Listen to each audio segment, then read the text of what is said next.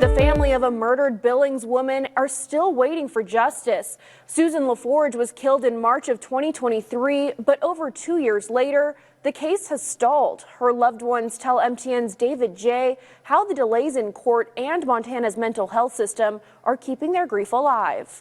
It was a pretty horrific scene. Like I said, it was a very violent attack. It's still pretty hard to speak of. Like I said, I'd asked some of my relatives to join me today, and they couldn't. And because again, the pain is still there, the wound is still fresh. The day keeps replaying for Daniel LaForge. His sister Susan was allegedly murdered by this man, Terrell Spotted Wolf. Police say her body was found stuffed in a suitcase by her then 14-year-old son. My nephew and those boys, just seeing that, I know they were pretty shocked by it, and you know, the mind does some pretty strange things when you have a traumatic event like that. Spotted Wolf's attorney Joe Zavatsky says his client was supposed to be sent to the state mental facility in Warm Springs, but that did not happen.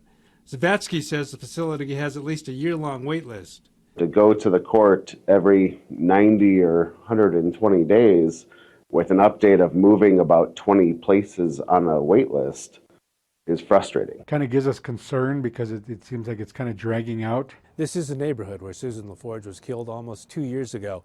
All this waiting has deprived the defendant of a speedy trial, according to his attorney. So you have 200 days from arraignment to disposition or to a trial. Zavatsky says he believes a second mental health facility would have helped this case move faster. And the family of Susan LaForge has experienced this before.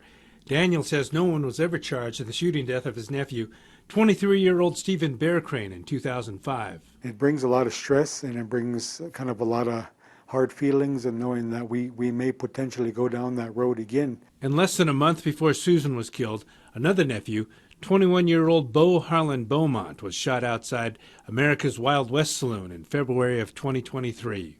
And a man was convicted of deliberate homicide in March of this year.